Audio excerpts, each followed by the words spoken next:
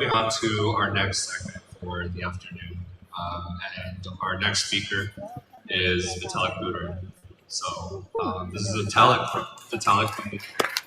维塔利克要来演讲了，大家转发起来，把直播间转发出来。维塔利克来了。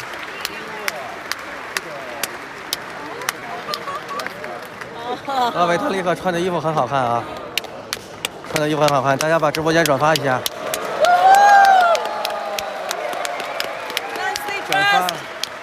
转发。Vitalik is the visionary co-founder of Ethereum and a leading figure in the world of cryptocurrency and blockchain technology. Vitalik. 大家转发一下，维塔利克上台了。Yay.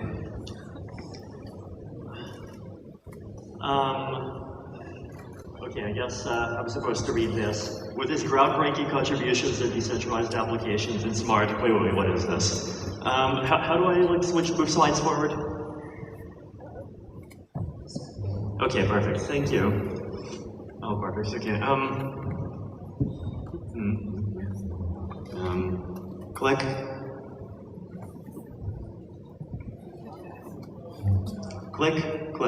Click. Okay, no problem. 转发。哎，那个哦。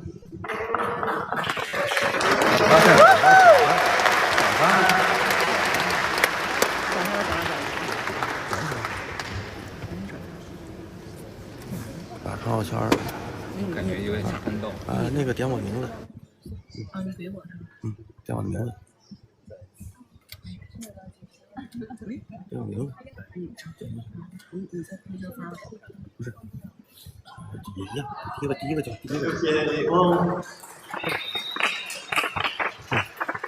诺，转发。我现在转发。就转发。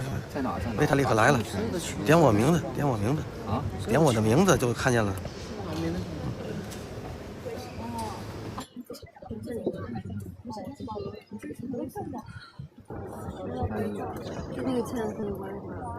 Who here is having a good day so far? Who here is not having a good day so far? Well, I hope everyone has a good day. Okay, well, still no slides. Okay.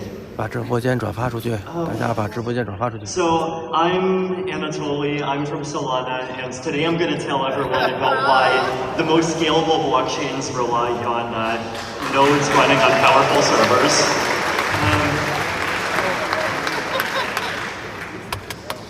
Okay, yeah, nodes running on powerful servers. You only need 21 of them, and you have a blockchain.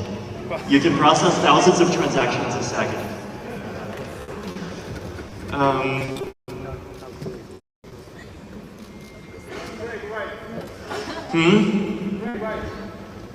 Okay, sorry, so I was recently instructed to correct people on a microphone, and it's like apparently something like this, and I'll do my best. Okay, still no slides, but I guess starting without the slides. So the thing that I wanted to talk about today is basically just to give the big picture of where, from at least a technical perspective, area is going to go the next 10 years, right? So for the last 10 years, it's obviously been a lot in Ethereum development. Oh, there we go. Okay, Ethereum did. Yay, thank you so much. So Ethereum blockchain sense. We're focused a lot on solving problems. Right? So first, create a blockchain, any blockchain that can actually use. Let's create a blockchain that has language. You create a contract, you build applications, you get the apps.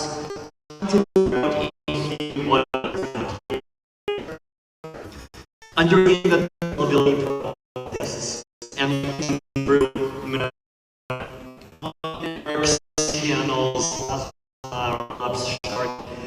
just all different ways of trying We do a lot of work.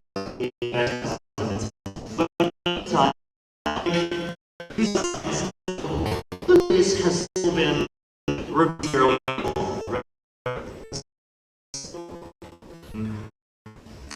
I think if we look at the status of Ethereum, in many places, people have found uses for Ethereum, aside from being digital keys. Who has digital money? You should know. In a lot of this, right, people just 可能这样投10年，我们解决是一个问题。接下来10年，以太坊希望解决的是现实性问题。虽然有人在用的人是除了交易，在很少人会觉得就是以太坊它有一些除了之外真实。那在很多地方，很多人会觉得，是在用理性和进行交易。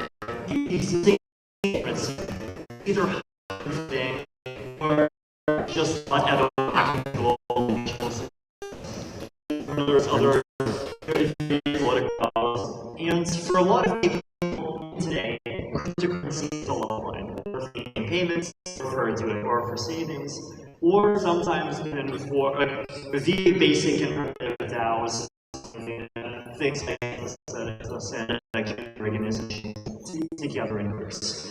So, in many ways, people have this for Ethereum, but they're largely using centralized exchanges. So about at the end of 2021, I visited Buenos Aires, and Buenos Aires is a fascinating city because when I walk around on the streets, the rate at which someone on the street recognizes me is higher than in San Francisco. You know, there's no other technology I can think of where Buenos Aires, beats San Francisco in that way, right? But crypto is it, right? Crypto is, not the technology for one wealthy city in the world. Crypto is, the technology for the world. And I was walking around on Christmas Day when a lot of shops were closed, and eventually found one coffee shop that was open. And my friends and I went to get some tea, and the owner recognized me, and I paid him in ETH. But what kind of wallet did he use? He had a Binance wallet, right? So, and this is like actually a pretty common scenario. If you look through countries, whether in Latin America or in Africa or in Southeast Asia, where people are using cryptocurrency and Ethereum today, not because of some ideological reason or because they're part of a community, but to fill this like very deep need that they personally have right now just to economically survive. A lot of the time, they're using centralized exchanges, right? And that's the status quo today. And I think it's easy to understand why people use centralized exchanges. Centralized exchanges are cheap. They have 0 transaction fees. Sending a payment on the Ethereum mainnet, at the time that I was in Argentina at the end of 2021, the transaction fee was, I think, somewhere around $5. But Binance to Binance transfers instant. Centralized exchanges are convenient. You don't have to wait for 12 confirmations. Payments are instant. It's you don't have to worry about, oh, did this transaction get accepted by the network? How long is it going to be? Is it in a block? It's just instant. And they protect the user from mistakes, right? If you lose your account, you can recover it. You can talk to customer service. They might ask you to submit a passport. They might annoy you, but you can recover it. You're not going to just lose your money if your house burns down or if you lose your device. So they're convenient, but centralized exchanges sometimes fail, right? So who here knows this guy? Okay, once again, no cheering. Sometimes you have guys that they act very professional and they go on panels with important people like Bill Clinton. And you can trust them. This guy is not going to have double spending relations with your assets. And then 6 months later, it turns out that he does, right? So, central exchanges, they work very, very well until one day you wake up and you realize it's not working anymore. And crypto, in a lot of ways, is really about like protecting people from systemic risks and like these really kind of tail risks that people generally do not anticipate, right? Like people most generally don't anticipate, their currency hyperinflating. People generally don't anticipate being censored and being, taken off of every major social and financial platform. People, generally don't anticipate all of their credit cards not working and them still having to buy a plane ticket, which is something that actually happened to me, right? And so the problem with using crypto in a centralized way is that, well, actually, all of those exact same tail risks, they're coming right back, right? And so if you want a really robust crypto ecosystem that actually fulfills its promises, we need to have actual decentralization. But why don't we have actual decentralization yet? Because the decentralized technology is not good enough. And this is basically what I'm really hoping, and a lot of people are really trying hard to make sure that we solve over the next 10 years. So, what are the problems? Well, the problems are kind of the same as what the problems were 5 years ago. This is a slide that I gave at in Taipei back in 2016. And, well, let's look at what were the problems at 2017. What were the problems that I identified back in late 2016 when I was visiting Taipei? Privacy. Who here cares about privacy? 它为什么要解决这些问题呢？目的就是希望把2层的 decentralized 去中心化的这种交易或者是转账做的跟中心化一样的丝滑。他认为中心化之所以比去中心化普及，是因为它更好用。但是现在他们面临的如何把这个去中心化的一些不好用的问题去解决，这是以太坊接下来正在要进行的一些议程，他们想解决的问题。So Ethereum has moved from proof of work to proof of stake. Now, there's still ongoing challenges in consensus, like there is the challenge of making sure that the whole MEV situation, for example, does not lead to consensus, the consensus breaking or becoming centralized in some way. There's upgrading the consensus, adding things like single swap finality, making it easier to be a validator, all of these little things, right? But the really big thing, the switch from proof of work to proof of stake, that's done. And I think we as a community really have something very big to celebrate there. But that's still one, right? Another thing that you might notice is that 5 years ago, I was focusing a lot on smart contract safety. And here, I'm focusing more on user account safety.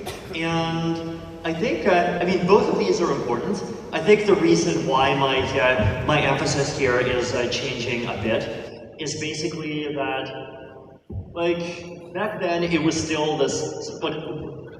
much less clear what kinds of applications people would want to use. And I think today it's like still somewhat unclear, but I think a lot more of the categories have become pretty well defined. 大家把直播间转发一下，新来的朋友关注一下，转发一下直播间，让更多朋友看到维塔利克正在讲未来20年以太坊的规划。And there's definitely this kind of crazy frontier degen space where people. 威神现在正在讲解的是过去他们更关注的是他们现在的重点，以太坊发展的重点有一些变化。过去的话是更关注智能合约的安全性，现在呢更关注的是用户账户的安全性。证明抽象的账户未来是一个重点方向。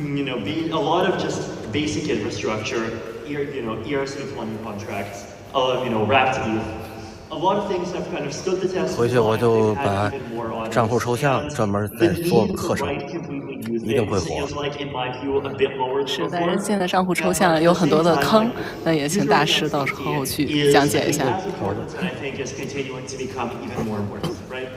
If you even just think about the simplest use case, using crypto to store assets, like those assets have to be safe. You can't have mass adoption of a system where if you lose a piece of paper and you lose your phone, you're screwed, right? You can't have, mass adoption of a system where if someone hacks into your phone, they can steal all of your money. You can't have mass adoption of a system where if a burglar comes into your house and they happen to open the right drawer and they see the 12-word seed phrase, they can photo it, have an AI app in like half a second, immediately open the wallet and like drain all of your life savings, right? So I think user account safety is like still, even today, not nearly good enough. And like even hardware wallets, in my view, are like far from a perfect solution, right? And so I think the more complex your 以前是智能合约的安全性，现在呢是用户账户的安全性。 the more just basic user account safety is the emphasis. And I think one of the things that we've realized over the years is like the really basic use cases of Ethereum are actually really important, right? And like that's the thing that most people do, hold coins. Who here has like any ETH or any ERC20 token? Who here has used Uniswap? Who here has used some yield farming tool? See, number of hands goes down, right?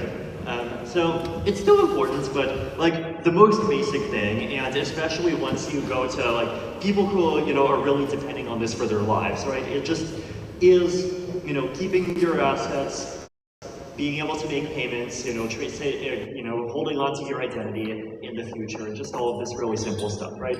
And like without user account safety, nothing else really works. So let's talk about the three remaining problems, right? So fees and scalability. Using Ethereum or Bitcoin or 现在解决这些账户问题的重点问题，第一个是它的可扩展性和价格，就是它的成本。每次现在转账的话，其实很贵的嘛。那目前以太坊1层大概它的这个转账速率是15个 transaction， 1秒钟接近15个 transaction， 现在目前还是这个水平。Somewhere between 1 million and 1.5 million for the last 3 years. Now the gas limit has gone up, but basically it's 100万到150万。 we just have more complex transactions. Now, some of this I think actually is activity that's moved to layer 2, which is good, right? But generally, the Ethereum layer 1 has not increased in scalability by that much. And the problem is fundamental. When you have a system that every single person needs to verify, that system cannot be more powerful than what you can verify on a single computer, right? And this is a big problem, and it's 那以太坊目前现在面临的比较系统的问题，就是当你一个系统需要每个都验证的话，那它没有办法发展的说是扩展的特别大。虽然目前有一些现在就transactions 转到了 layer 2，有一些交易转到了 layer 2，但依旧这个变化并不是本质性的。每一个交易都要验证，所以呢，这是发展的瓶颈。 But they use the blockchain for security, but they only put a little bit of data into the blockchain. The rest of the data, and all of the computation happens off-chain. And by doing this, you have systems that have the same level of scalability, or even actually much higher scalability than Ethereum itself, but that still have the same level of security, right? So. 那目前来讲的话，其实大家现在比较火热的一些解决方案目前的一些进展，当然就是 roll up 方向的一些技术，比如他现在提到了 Polygon， 现在在第一阶段，然后呢，同时呢，像 Optimism、Arbitrum、Scroll、Tyco、ZK Sync，都是紧跟其后的在用 roll up 进行2层的这些解决方案。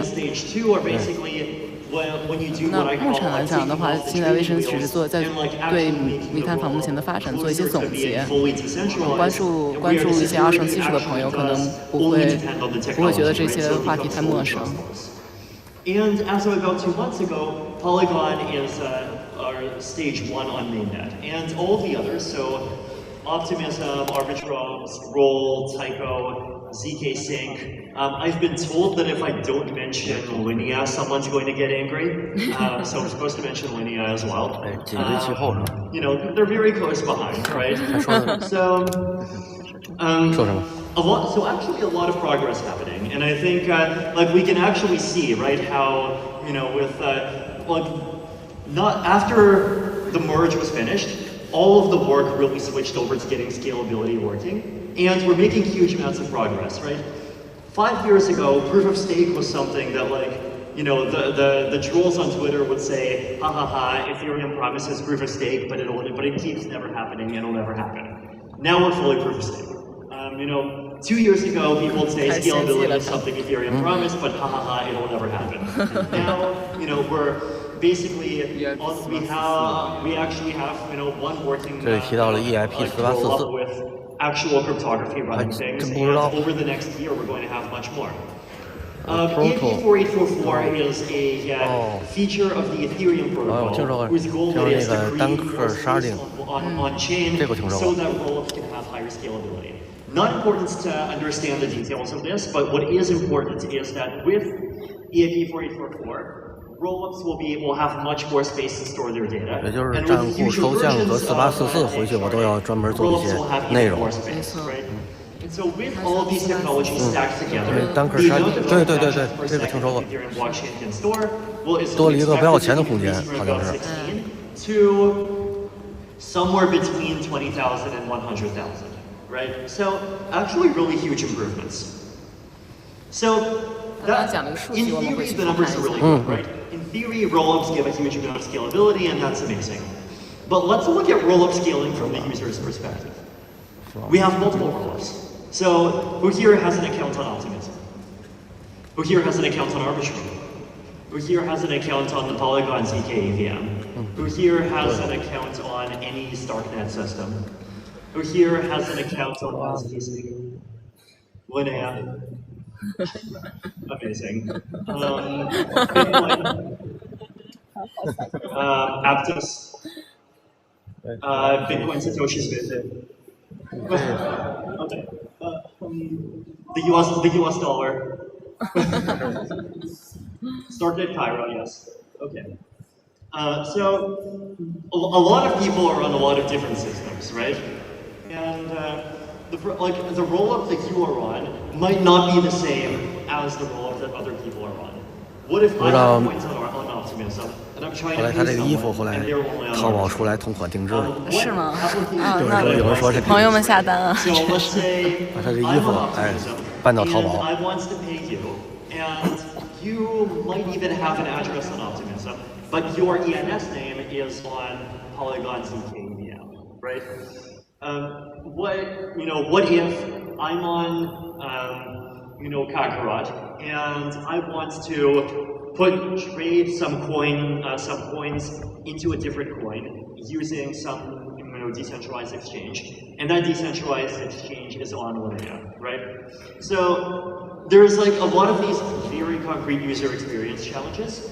Addresses need to exist on multiple rollups, and then there's a lot of these challenges at the level of individual applications. So if you look at ENS, for example, right? ENS currently exists only on Ethereum mainnet. Ethereum mainnet is expensive. If you want to register a new ENS name right now, you're going to have to pay, on top of the registration fee, a transaction fee of like something like $5. And if Ethereum becomes much more widely used, then that transaction fee might easily become like $200, right? So there is this proposal called CCIP that ENS is has, and people are rapidly integrating. There is actually something called OptiNames that is already based on this, and I have one. And I've been told that other layer 2 projects have very similar things. Basically, what you can do is you can put a domain, an ENS name, into one of these systems, and then users can register subdomains on a layer 2, and you can use custom code to verify proofs that you own the thing on inside of the layer 2 system, right? And so basically it's this very permissionless design that allows basically every layer 2 to be used to register and use ENS names. Now that's really powerful, right? Like, it's not just ENS moving to Optimism, right? It's ENS moving to every layer 2 at the same time. So I think this is great, and like I'm happy that in this these improvements in ENS are happening. But like there's challenges involved in actually making sure all of the different infrastructure that we have actually resolves this sort of thing. So that's problem one, scaling. A lot of work is happening, and a lot of good technical work is happening, but there's also like this very practical user experience work that needs to be done, right? Of making layer 2s as natural and as easy to use as layer 1 is today. As of today, this is not true, right? Like I have a wallet on this phone, and I can have some amount of ETH on it, but then it's all on mainnet. This wallet does not support any of the layer 2s at the moment, right? So things like this need to improve. And they need to improve in a way that does not compromise on the trustlessness and decentralization, censorship resistance, openness, and all of these things that we value of the Ethereum layer 1. Problem 2, user account security. So wallet security is a big problem. This is from an article that I wrote a year ago that quotes a Bitcoin magazine article that I wrote, I believe, back in 2013. So this is like literally more than 10-year-old content, and it's pretty scary content. Last night around 9 p.m. PDT, I clicked a link to go to coinchat.freetsea.com, and I was prompted to run Java. I did, thinking this was a legitimate chat room, and nothing happened. I closed the window and thought nothing of it. I opened my Bitcoin QT wallet approximately 14 minutes later, and I saw a transaction that I did not approve go to wallet 1E S3 QEVK and 1 QAP E677J LCDM ZP2X DX.PNTC for almost my entire wallet. ... So this is the sort of stuff that happens to people, right? This person unfortunately only lost 2.07 Bitcoins. So at the time it wasn't that much, but today it's worth a huge amount, right? But other people lost even more. All in vain lost 25,000 BTC, right? Imagine, who here wants 25,000 BTC? Imagine having 25,000 BTC, and then suddenly you don't know what happens, but your balance just drops to 0. This is stuff that's actually happened, right? So wallet security is like pretty scary, and people's wallets getting stolen is scary, and people losing their wallets is also scary. Stephen Thomas lost his wallet despite having multiple backups. My preferred solution to this stuff is multi-sig and social recovery, right? Wallets that, instead of having one key, have multiple keys. So this is actually like how I store most of my money. This is also how the Ethereum Foundation stores most of its money. You have a wallet, and you have multiple keys, and most of those keys are all controlled by different people. And let's say you need, in the case of the Ethereum Foundation, you need 4 out of those 7 people to approve a transaction, right? So it does make things less efficient, but for huge amounts of money, and for amounts of money that are people's life savings, the cost is actually worth it, right? And so, these are 7 people that are in different places around the world. If you want, you can actually go one level of security higher and say you don't even need the 7 guardians to know each other, right? You don't even need any one of these key holders to know who the other key holders are, and that's like even more protection against them trying to collude with each other. Basically, wallets that have multiple signatures, where each individual key, some of the keys could be controlled by different devices that you have, some of the keys could be controlled by other people, some of the keys could be controlled by institutions. Right, as long, basically any combination, as long as it gets us away from this really horrible approach where you have one key, and if you do something wrong with that one key, you have to lose it. 就他提出来的是一些理念具体的实现，有这个社区对，有些实现方案。And with that wallet, you have one main key. That one main key can do things, but then if you lose that one key, then 4 out of 7 can recover that key. So I'm a big fan of both. Like I think multi-sig is good for cold wallets, and social recovery is good for hot wallets. And there is some social recovery wallets, and there's been a lot of very good progress in making multi-sig and social recovery happen, right? So who here has heard of ERC? 大家理解到为什么这个是永续了吗？是吧？ Account abstraction, 提 right? 出问题，解决问题，然后解决问题，发现更多问题，然后对无穷无尽，然后为什么他用这样的一个叙事讲出了一个方向，那大家就跟着冲，这就是财富密码。 Your account can be protected by 3 keys, it can be protected by 7 keys. You can even have rules for changing the keys. You can have rules for revoking different keys. You can even have rules that say you need 1 key to spend up to $1,000 and 4 keys to spend more than $1,000. You can do all kinds of things. Now, from the user's perspective, right? Social recovery, like in my opinion, it's great, and in my opinion, like this category of solutions is by far the best way to like actually have security for people's wallets. But there are user experience challenges. Users have many accounts, and one reason why users are going to have many accounts is because there's many L2s, right? A lot of people are going to have accounts on Optimism and on Arbitrum and on Kakarot and everywhere, right? And what happens if you lose your key? Like, do you have to go and recover every single account on every single layer 2 at the same time? Or do you have to pay all of those transaction fees? What about counterfactual accounts, right? Like, you can... Ethereum has this feature, and Bitcoin, like basically most blockchains have this feature that we don't really think about, but it's super important, which is like, you can send people coins before those people have sent the transaction, right? Like I can generate an address locally, and you can send me coins to that address before I actually send a transaction. And like, the system has to work this way, right? Because if that feature did not exist, then like, how would I even send the transaction? Like, how would I even pay a fee to send that transaction? But what happens to, so what about accounts that you generated locally and that you have not used, right? Like imagine you generate a counterfactual account, like you generate your private public key pair, and this account is a social recovery account. And there is a copy of it on 3 different L2s. But you actually use it on one, you use it on another, but you don't use it on the third, and you don't use it on 5 more. And then someone sends you coins on one of those 5 more, and then, well, like which key actually is needed to send the transaction, right? Like there's a lot of these really weird and confusing user experience trade-offs, and these are things that a lot of the smart contract wallet people are really trying to deal with right now. And finally, what about privacy, right? So, like I've done some surveying myself, and I basically asked people, why don't you use Gnosis Safe or something similar to store all of your money today?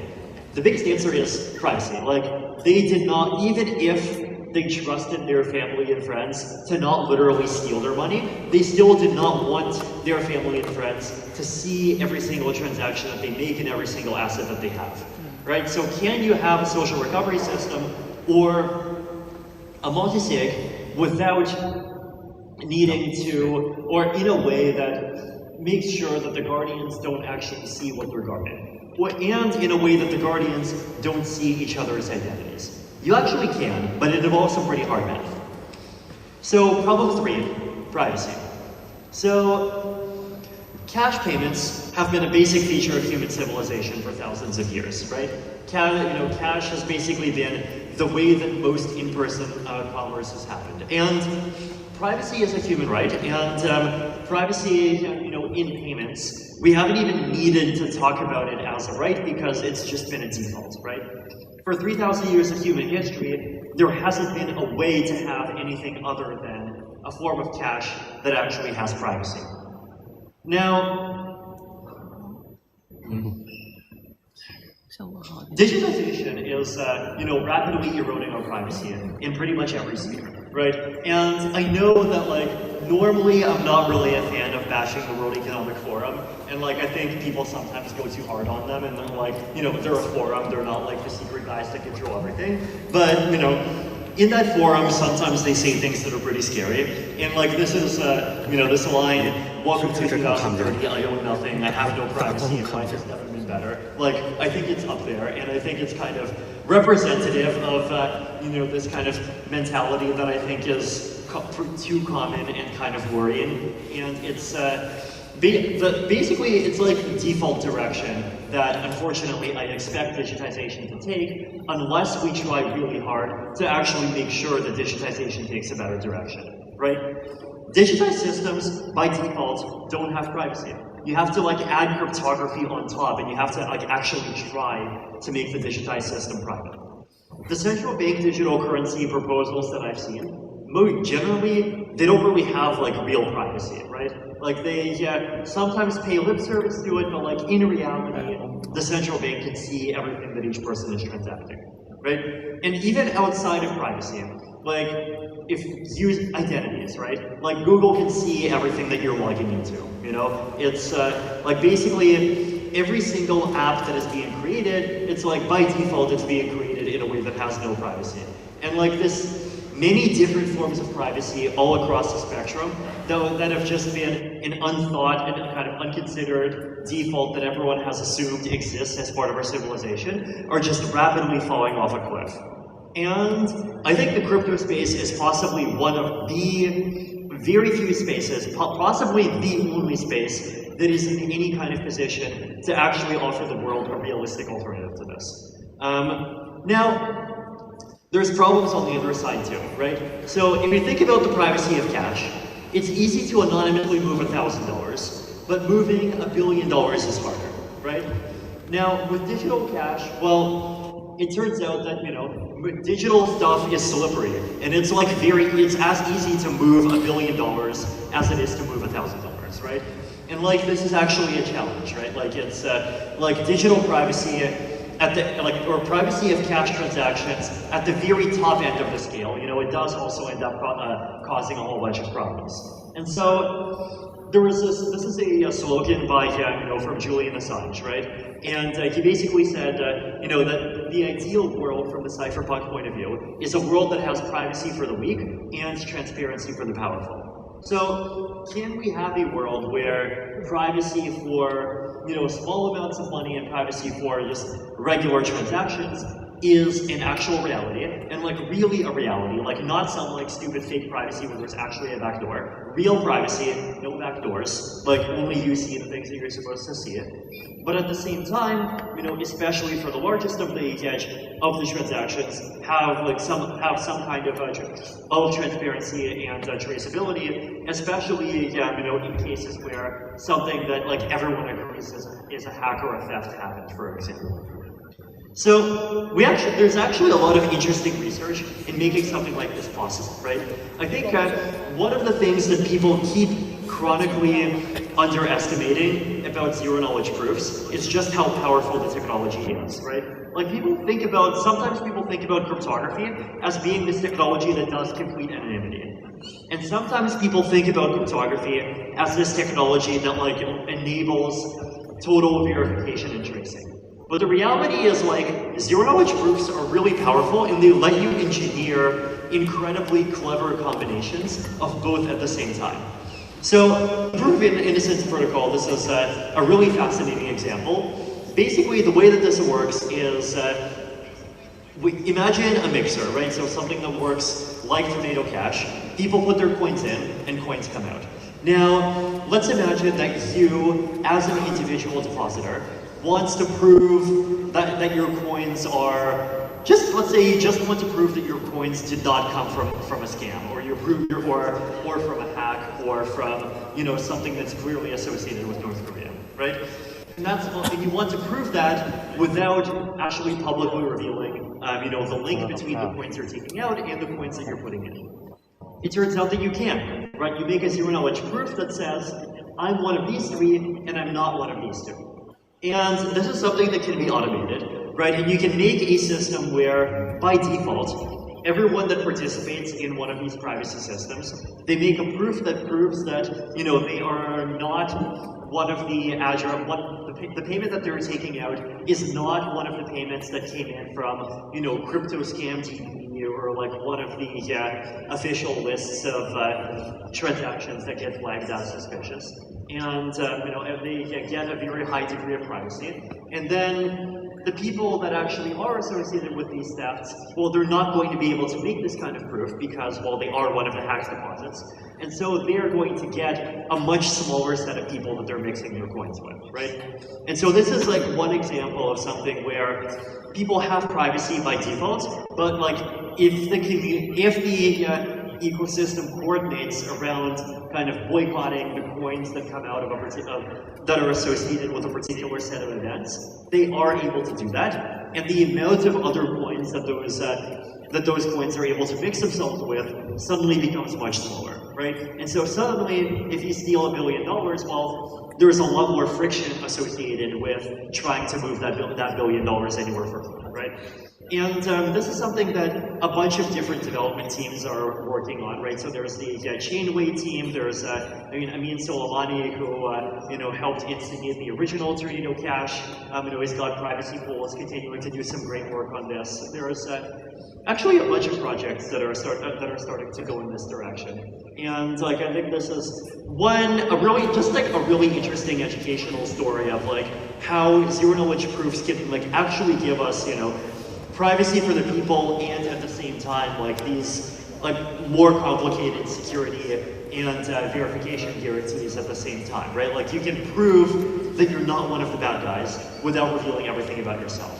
And that's something that's really powerful. That's something that was not really available to us before. Other kinds of privacy, right? So I think just the ability to like move coins around without creating a link between every single action that you do is like the simplest kind of privacy that people have come up with. There's other kinds of privacy too. So let's say we have Bob, and Bob is receiving assets. And the way that this happens, if we're doing an in-person conversation, is Alice asks, hey, what's your address? And Bob gives his ENS name, bob.eth. Or maybe it's, bob.optinames.ether or bob. Whatever other layer 2 names.eth, right? But the problem is that if Bob does this, then he's doxing his own name, and he's doxing the connection between his own name and all of the actors that he's interacting with. If Alice has a .eth name, then he's even creating a public on-chain link between Bob and Alice. And so the question is, how do we hide the link between Alice and Bob? And how do we even hide the total assets that Bob received? Stealth addresses. So this is something that I think Tony Varstaeder will be talking about a bit later today. But it's this powerful technology for basically letting Bob receive money in such a way that, like, what it basically does is it lets every other person generate an address where that address is controllable by Bob, but without a public link on chain between Bob and that address, right? So instead of bob.eth linking to Bob's address, bob.eth would link to something that's called Bob's meta address. And a meta address is like this cryptographic key that you can go and you can take that cryptographic key, combine it with data that you control, and then create an address which is controllable by Bob and which is totally unlinkable to any of the addresses that Bob has, right? So another example of privacy, and like this is something that totally can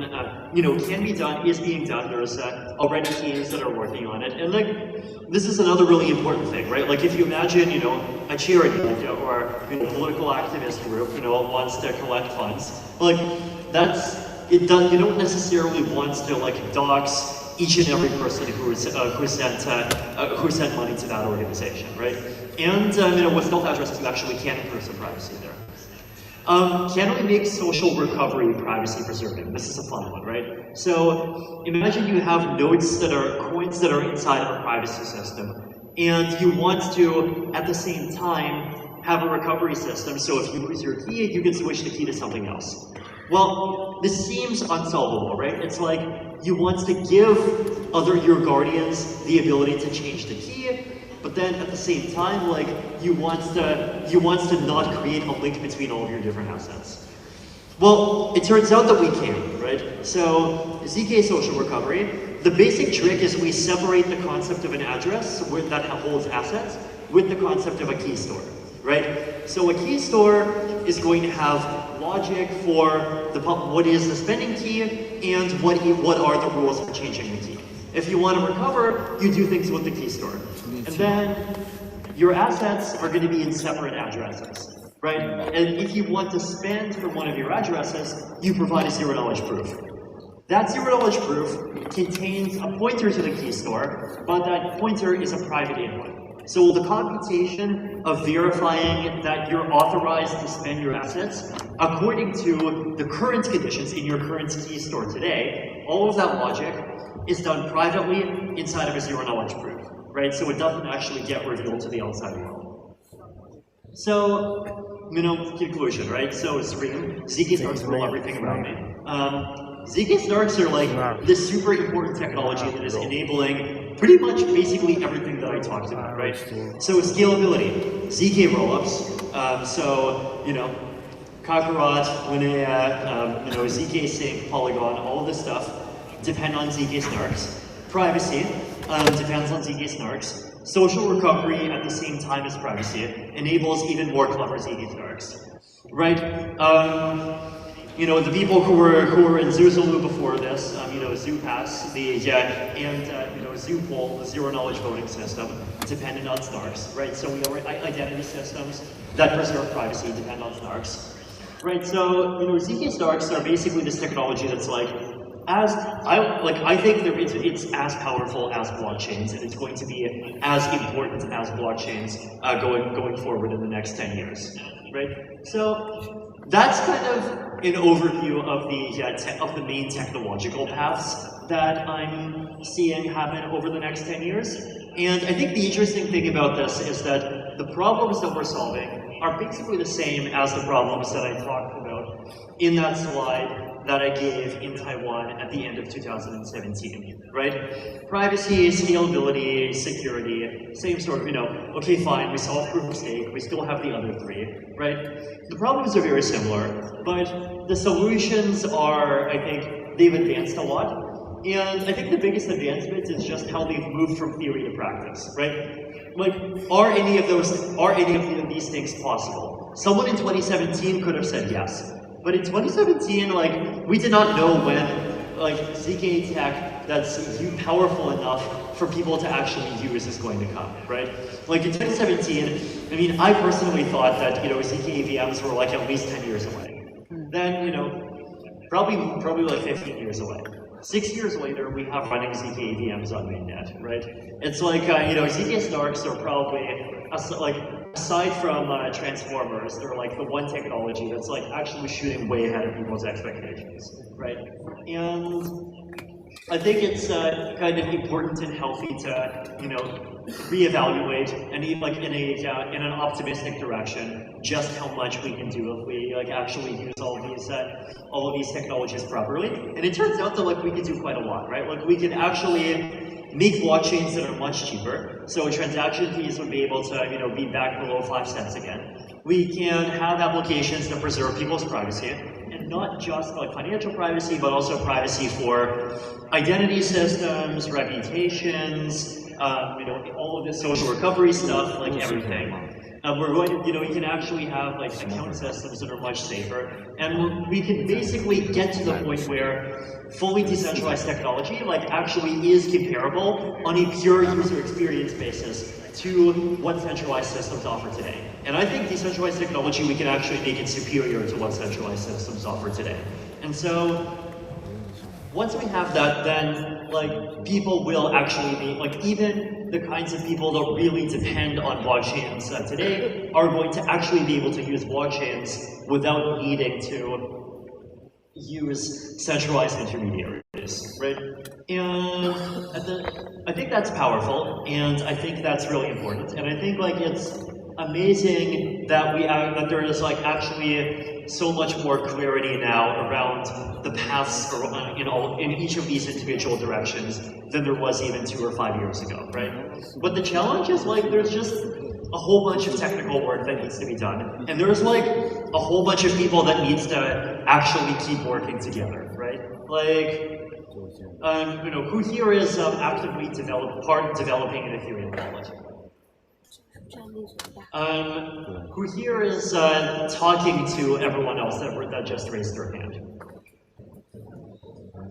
Sure, the question is, who here is currently actively part of a team that is building an Ethereum wallet? Who here, okay, so second question, who here is already talking to all of the other people that have raised their hand? Okay, basically, yeah, okay, see, so a couple, which is good, right? But I think we need more, right?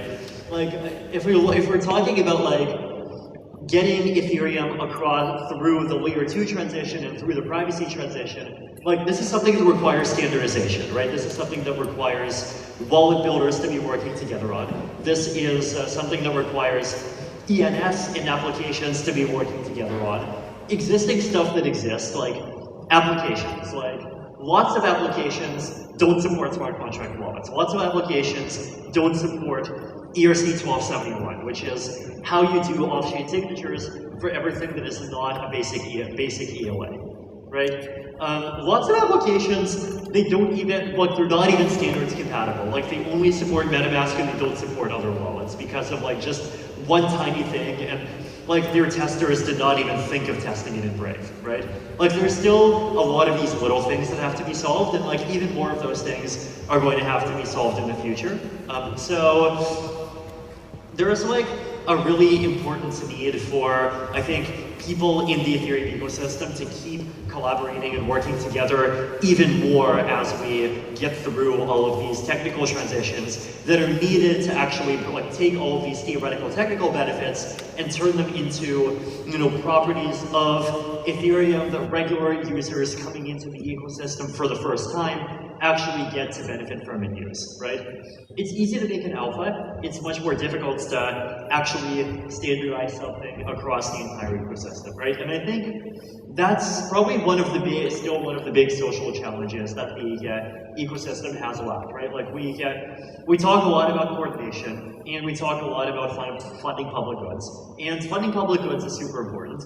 But then there is also just coordinating on making sure that we're on the same page in terms of upgrading protocols. Layer 1 is pretty good at doing this. The application layer, you know, it's sometimes good, sometimes less good, but I think it can be much better, right? And so, you know, that's like the dream that I have for the Ethereum ecosystem is, as we continue building all of this amazing tech, and you know, as we continue turning privacy and scaling and security and all of these other things into solved problems, that we can, you know, actually work together and, like, actually make sure that, you know, we preserve Ethereum's core values of decentralization, openness, censorship resistance, permissionlessness, borderlessness, and actually create an ecosystem where we do all these things collaboratively, and you know, we work together, and you know, we actually create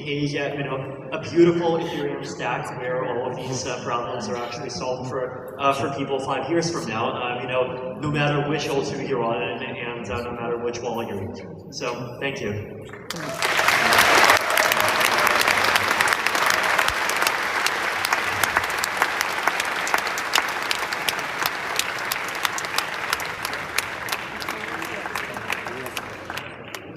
Wow, great outfit. Really incredible stuff, and it was really incredible to be a part of Vitalik's speech. Before we move on to our next speaker, just want to remind everybody to be looking out for the wallet experience around the conference. Yeah. 所以就是你真的做一个会被以太坊promote的一个项目，其实真的很简单，就是因为他说的这些问题，然后有哪些 solid。对，然后帮他解决问题，他就肯定愿意。对，而且他你看真正他说的谁在做以太坊钱包，寥寥无几。没有。所以这个就是账户抽象什么的，这个账户抽象这个领域确实做的很少，在我看也挺难的，这。太难了。对，挺难的，挺难理解的。但其实现在就是说都是做 AA， 实际做 AA 的没有。那个 ZK 呢，虽然也难，但是呢，好像 ZK 的资本上面呢，它比较好关注它，就是都比较有钱，所以呢就好做一些。A 呢，就好像我们要做一个应用，别人也在做应用，我也在做应用，但是呢，我这个应用的难度更大，他的应用难度更低，更容易去割韭菜，他们的应用更简单，更容易爆发，而我们这个就复杂一点，难一点，相比来讲就是不容易推得出来，可能会有这种原因存在。哎，我刚刚翻译，然后他们又说不要翻，然后现在又在线翻译。其实刚我这个台湾人，他没见过台湾人，我没在这儿见到。好的，各位，咱们下次直播再见。下次直播再见，拜拜。